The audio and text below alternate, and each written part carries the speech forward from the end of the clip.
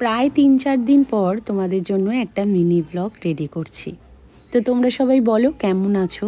আশা করব তোমরা সবাই ভালো আছো আর আমিও বেশ ভালো আছি। ইউটিউবে আমার একটা ছোট্ট চ্যানেল আছে যেখানে চিনি কুট্টুস আর আমার লাইফস্টাইল আমি শেয়ার করে থাকি। সকাল সকাল রিন্টু ঘুম থেকে উঠে অফিসের কাজ নিয়ে বসেছে। ওকে আমি ১ কাপ ব্ল্যাক কফি আর ২টো বিস্কিট দিয়ে এখন চলে এসেছি এই চিনি কুট্টুসের কাছে। এদের ড্রাই ফ্রুটটা ভিজিয়ে রেখেছি। চিনি তো খুবই শান্ত, চিনি অত দুষ্টুমি করে না, কিন্তু কুট্টুস যখন থেকে খাবারটা ভিজিয়েছি তখন থেকে ছটপট করেই যাচ্ছে। মানে যতক্ষণ না ওকে খাবারটা দেবো ততক্ষণ উনিবাবু শান্ত হয় না।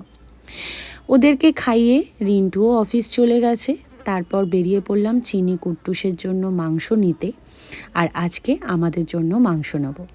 আজকে বন্ধুদের সাথে একটা ছোটোখাটো পার্টি আছে, তো সেখানে চিকেনটা আমার দায়িত্ব পড়েছে রান্না করার।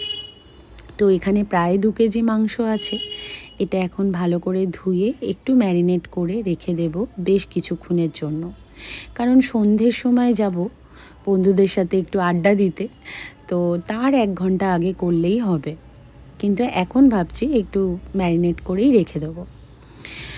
তো রান্নাটা জানো তো আমি ভীষণ ভালোবেসে করি, আমার খুব ভালো লাগে রান্না করতে।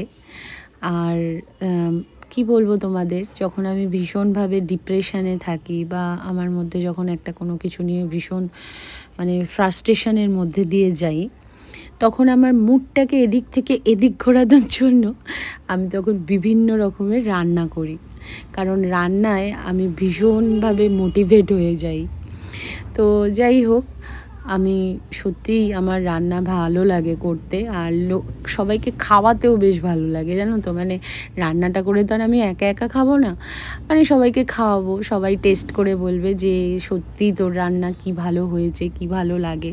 মানে এটা শুনেও যেন মনটা আমার বেশ শান্তি লাগে। মানে কি আর বলবো বলো, জানি না এখনও বয়সটা একটু অল্প আছে বলে পারছি, বয়স হলে কি হবে সেটা জানি না। এখনও তো আপাতত রান্না ভালোই লাগে করতে। তো এখানে দেখো এই সন্ধ্যের সময় এখন চিকেন রান্না করছি। এখন চিকেনটা দিয়ে বেশ অনেকটা জল বেরিয়েছে, আর রান্না বান্না তোমাদের সাথে আমি পরে পরে ইচ্ছা আছে শেয়ার করব। আর যেটা হচ্ছে, এটা তো মিনি ভ্লগ, এখানে তো সব কিছু শেয়ার করা যায় না, না বেশি কিছু শেয়ার করা যায় না।